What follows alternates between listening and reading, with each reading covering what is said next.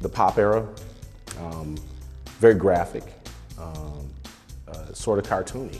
The Art of Reginald Baylor, next on Black Nouveau.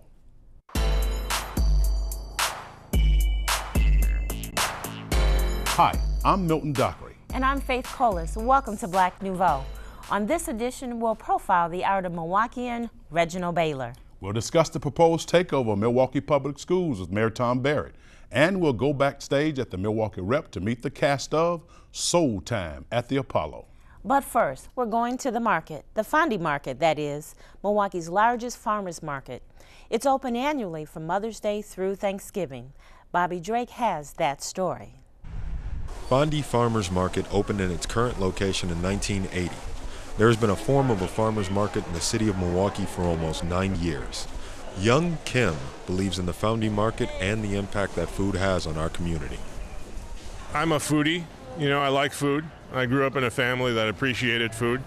Every recipe, every traditional recipe has a story, has a culture behind it. And I think in a time when culture is becoming more fleeting and difficult to really get your arms around, I think food is a great way to pass on culture and traditions from one generation to the next. How long have you been coming to the farmers market?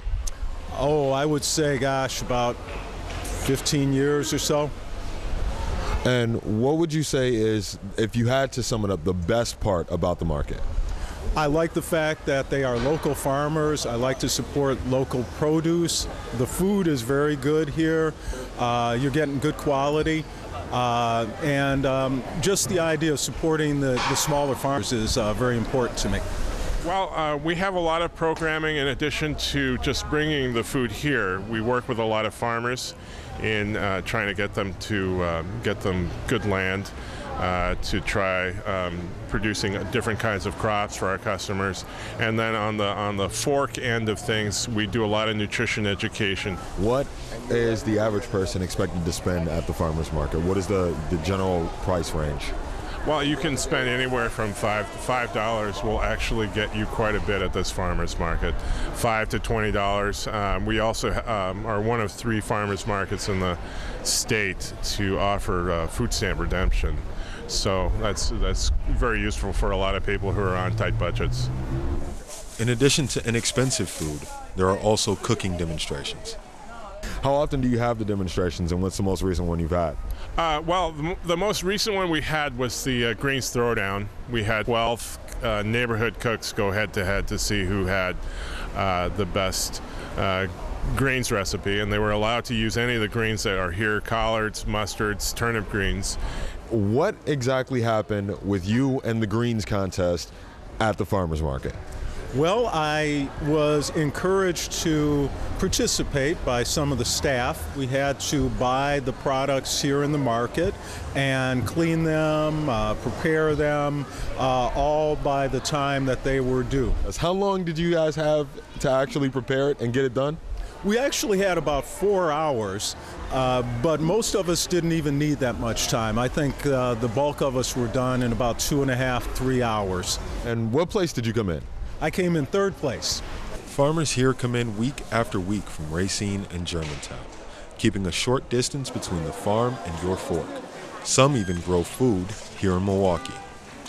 Nouveau is a non-profit organization on 17th and North. What we've done, we've bought roughly 2 acres of land in the city from the city of Milwaukee, and it was vacant lots. There was a time period when the city was tearing down houses that were condemned, and at that time, in an effort to revitalize our community, we purchased those areas and started teaching people how to grow food, healthy food. And they learned everything from how to plant a seed to how to go into a hive and harvest honey. We do use it as a cultural lesson. We also take the opportunity to teach soft skills with our young people. So if people wanted to get involved with the farmers market and pushing it and making it as big as it can be, how would they do that? We have a website, www.fondymarket.org, and yes, we could use lots of volunteers to help out with cooking demonstrations that we do at the market here, as well as just operations, helping farmers get set up. I mean, There's lots to do.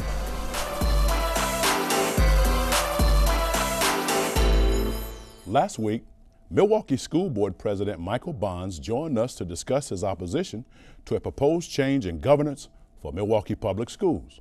This week, we're joined by Mayor Tom Barrett. Mayor Barrett, welcome to Black Nouveau. It's great to be here. Mayor Barrett, there is no formal proposal yet, is there? There is nothing that has been introduced yet. The floor period for the legislature for this fall will really be the place where this legislation will be formulated by Governor Doyle and legislators that he's working with to institute this reform. So do you think the legislature is kind of testing the air with all that's out there now? Oh, I think there's a lot of controversy over this. There's no question that it's a controversial issue. Okay. But where I come from is I think it's embarrassing that we have the largest racial achievement gap in the nation here in the state of Wisconsin. Okay. And I am not interested in simply preserving the status quo. Okay. And I've looked at other cities that have had reforms like this, cities like New York or Washington, Chicago, Boston, and I think they've made significant gains in not only closing their achievement gaps, their racial achievement gaps, but improving the performance both academically and fiscally for the school districts. Okay, let's jump right into the heart of the fire here in Milwaukee. Mr. Mayor, why should you be allowed to run MPS? Well, let me answer that directly. I don't want to run MPS. What I want to do, and we're at a very opportune time here, we're going to be picking a new superintendent. I want to find the best person in this nation to help us improve the academic performance of the kids in the Milwaukee Public Schools. That's what I'm looking for. So just as I don't run the police department and I don't run the fire department, I don't want to run the Milwaukee Public Schools. I'm a manager.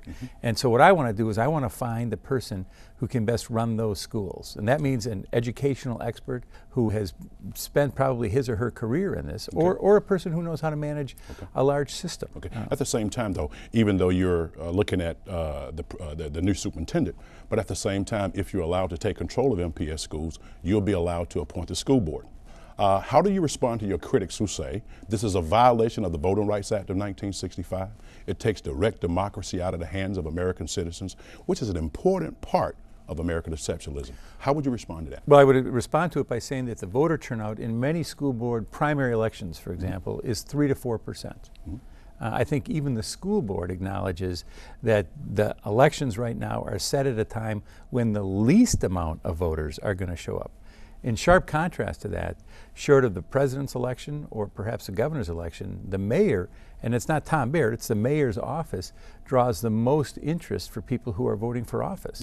So my response to that is if you're interested in democracy and accountability, you actually get that more with the mayor. There are several members of our school board right now, and I'm not saying that they're bad members of the school board, they're good members of the school board, but they were voted in with absolutely no opposition whatsoever, even on their first run for office. So basically what I hear you saying is by going through the mayoral race and having the opportunity to appoint the school board, and this is what you're arguing is more people turn out for the mayoral race as compared to the school board. Exactly. And what I'm looking for is I'm looking for accountability. Accountability. How would you go about doing that, sir? Let's be specific. This is a perfect opportunity to clarify a lot of things that's floating out there. Well, there's two things. One, again, I think we have to focus on the superintendent. What happened with the present school board is initially what the present school board did is it said, well, let's put $500,000 aside to find a superintendent. We found a police chief for about $80,000. So that tells you right there, okay, let's look at this in a constructive fashion. They backed off from that several days later once the heat got too high.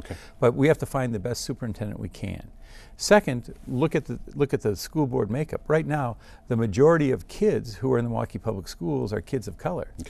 The majority of people who are serving on the school board are not people of color. So for those who say, well, what are you doing about disenfranchising people? I would make the argument, well, what kind of system do we have right now? Gotcha. For the sake of time, how do you respond to critics who feel the city already has enough to do with limited funds?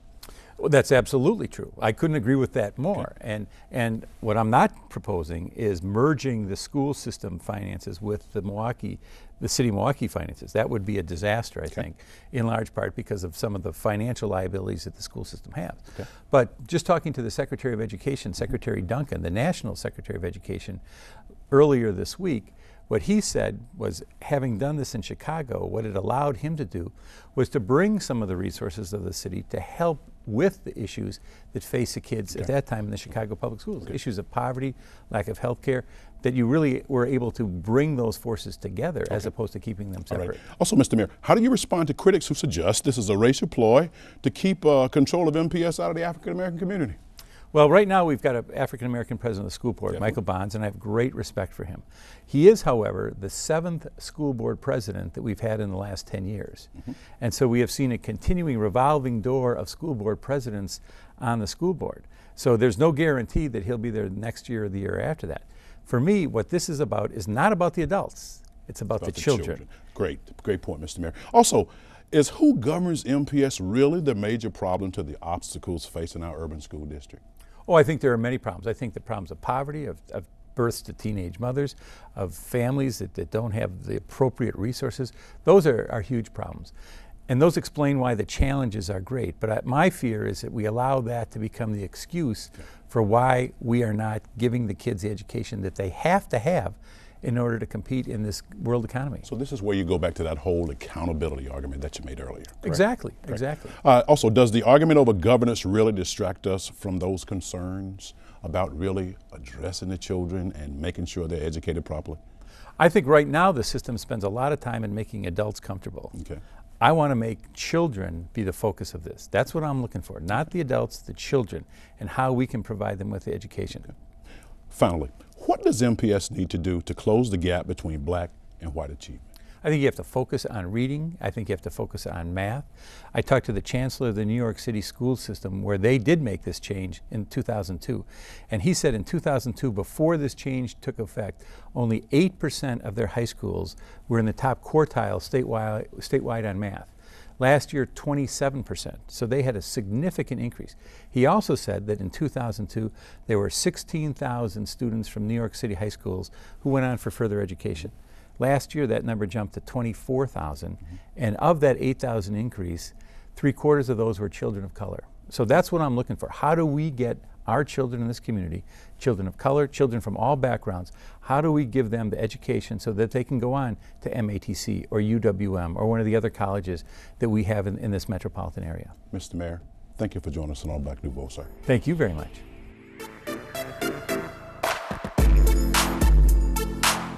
Milwaukee has its share of artists, but few artists in residence for major hotels. Liddy Collins introduces us to one such artist who took a while to find his craft.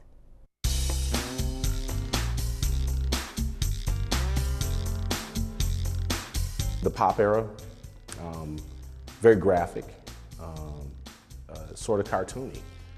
Cartoon in the sense that I outline almost subjects in a black line. That creates sort of an animated quality. And the fact that I don't blend colors and they're unique and decipherable within themselves are the graphic aspects of it. And especially today as art is moving into even more graphic realm because the new tool is the computer, it seems that my work is sort of commentary to that idea. Meet native Milwaukeean Reginald Baylor, whose description of himself is 43-year-old man, young man from Milwaukee, father, artist. Art for Baylor, a UW Oshkosh graduate, started back in the 4th grade with his attention to detail. My work seemed to be somewhat separate than the rest of my classmates as far as details and the amount of time and energy that I would put towards it, even with your regular school projects. Even in geometry class, when you're doing rectangles, squares, and circles, well, mine, I would make sure that they were perfect. That attention to detail visually was just something I just couldn't get out of my head. Even though his art was nurtured, life took over, and he strayed away from his art. But he said going off course made him stay on course. Family had a lot to do with it, responsibility to my wife and children. I had to set that to the side, even though it was a dream of mine, living the dream, as they say. Sometimes reality takes precedence over the dream. But then being away from it then also made me realize that how how much need I have for just being creative any way possible. And so it came back itself. You know, despite what I was doing, it showed its head. What was it like going from, I want to say, the everyday kind of work kind of job going into your dream job? Well, what worked out well for me was being an independent truck driver. You know, my own businessman, so therefore I could determine when I could go and when I couldn't. So it was a balance of financial responsibilities and then, you know, my creative responsibilities. So that helped me. I don't think there would have been any other career that would have worked as well as it has for me to get me to this point. And so how did you get back into the dream? Just doing it. Putting in the time and effort brought about his self-portrait entitled Leap of Faith.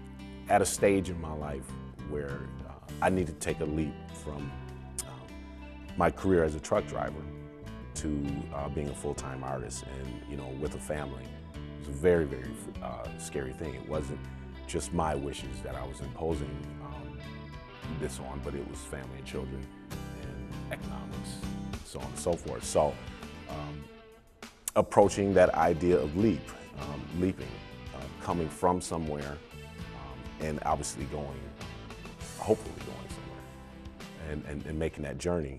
This journey, this leap of faith, led Baylor to Milwaukee's Pfister Hotel, where he is the first artist in residence. You know, Pfister has a immense art collection, Victorian art collection. There's over 70 something works of art here. What I decided to do here for the next year is to just sort of intervene, I would say, to be a conduit to what is contemporary and some of the values I find in aesthetic beauty as an artist, and sort of dovetail what the Pfister has. The Pfister has always had a history of being involved in the arts here in Milwaukee for many, many years. I mean, the collection is a perfect example itself. And he was inspired by one of the pieces in the Pfister collection. When I was looking for inspiration, I decided to why not work with the first piece of art that was next to me. And right down the hallway, that painting was there. And the composition was interesting. It's called The Captive. And so I decided to pretty much work from that concept. All my work, pretty much, when it's figurative, it's small vignettes of ideas that might not all coexist when I take the photograph. So these are a collage of things that are here at the Pfister. The figures that are in this piece are from a competitive ballroom composition that they have here every year. I asked those two dancers to pose in the same position in which that painting. I was inspired by The Captive, and then I built from there.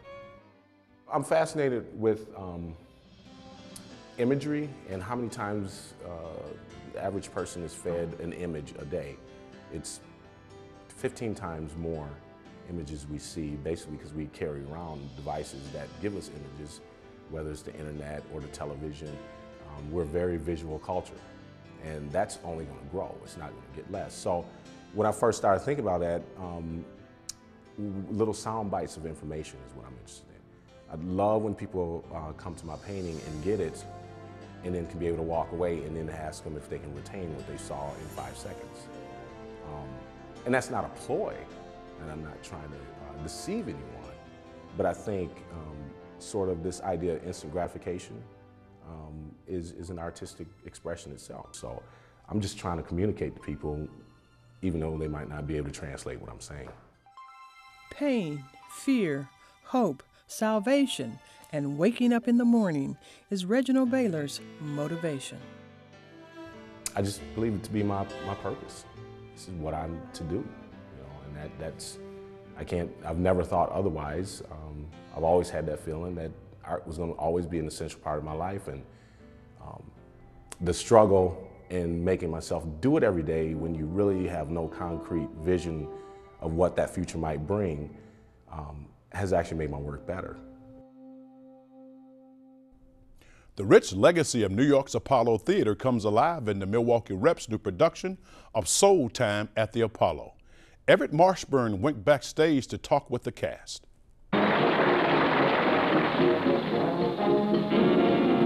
During its 75-year history, the Apollo Theater has hosted generations of the best talent in the world. The Milwaukee Rep's new production of Soultime at the Apollo is a tribute to the singers, the dancers, and the comedians who have graced its boards. Miss Mabley, the only thing an old woman like you can do is bring me a note from a young woman. Well, that's all right, sugar, because a woman's a woman until the day she dies. But a man's only a man as long as he can. See? Soultime at the Apollo takes place in the basement of the legendary Apollo Theater, and it's a journey seen through the mind's eye of this older character by the name of Soultime, who spent his whole life in the basement watching all of these extraordinary acts from the early 30s through present day come through this venue. Ramsey has written and directed 4 productions at the Rep. The talented cast is small, and all are working at the Rep for the first time.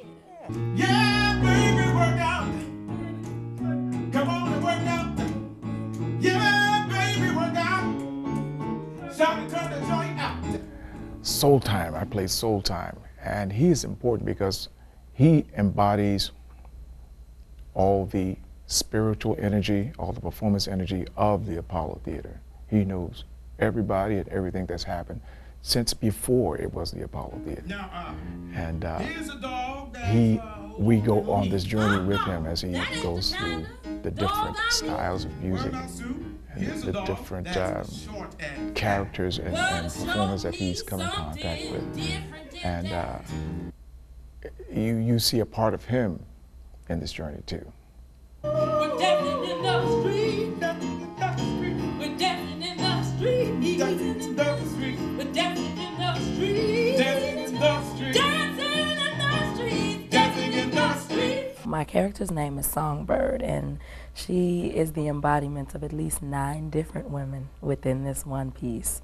So I portray Moms Mabley at one point, Susie of Butterbeans and Susie, Lena Horne, Billie Holiday, Ella Fitzgerald. Yeah, it stretches Big Mama Thornton. It runs the gamut. Yeah, it's a challenge. I'm enjoying it, but none of these women characters I've ever played before. So, but I'm really excited because they were all so wonderful and so great and all so very different and vast. So it's definitely a challenge, but I am really enjoying it. But all of them have very different journeys, very different stories. As the stage musician, Monica Dillon is the least seen cast member. You can see her tucked away in the corner there. But she's also the musical director for the show. For me, the most challenging experience with the show is probably the pace. I'm kind of coming from a world where I do a lot of songwriting, a lot of singer-songwriter gigs. So the pace of learning the material, learning the music, it's day in, day out. It's been challenging. It's stretched me. It's caused me to grow and challenge myself. So it's been a great thing, actually. Ladies and gentlemen, welcome to Soultime's Amateur Night at the Apollo, where tonight we are paying tribute and where we will discover a new star, and it may be you. And all are aware of the Apollo's unique place in world culture. As an African American, it just means a whole lot, and as a woman as well. But I think just in general to our community, no matter where you're from culturally, it was a door opened. It was a vessel where so many of us were able to come through and express talent, especially as African Americans during a time when you weren't able to walk through the front door of so many venues. It is an icon for not only the black community in New York or the black community as a whole, but to all of culture. You know, there's so many people and performers that came through the Apollo that affected what happened in the world, you know, whether it be political or entertainment-wise. You know, it's like it's like a living museum, you know, and it's constantly changing with the times, but it still has that energy of the old days too. Before I started working on the project, I knew about the Apollo Theater. I could definitely say I know a lot more about the Apollo Theater now than I did then. When you think about its 75-year history, there's a lot of time that I've missed just because, you know, I'm not telling my age, but, you know, half of that, I came around when there were the Kiki Shepherds of the world who were actually doing the bringing artists on and off. So it's got a great history, and I'm really happy and excited to be able to share it and learn about it in this way. Richard Pryor and Mudbone, a comical M16, and Flip Wilson dressed it up. He dressed it up, woo! It's Gerald D. Soultime at the Apollo continues at the Milwaukee Rep Stackner Cabaret through November 8th, 2009. We hope to be able to post the winners of Soultime at the Apollo tickets on our next program. And that wraps up this edition of Black Nouveau. Remember, in the coming week, do something to expand your world. Good night. Good night.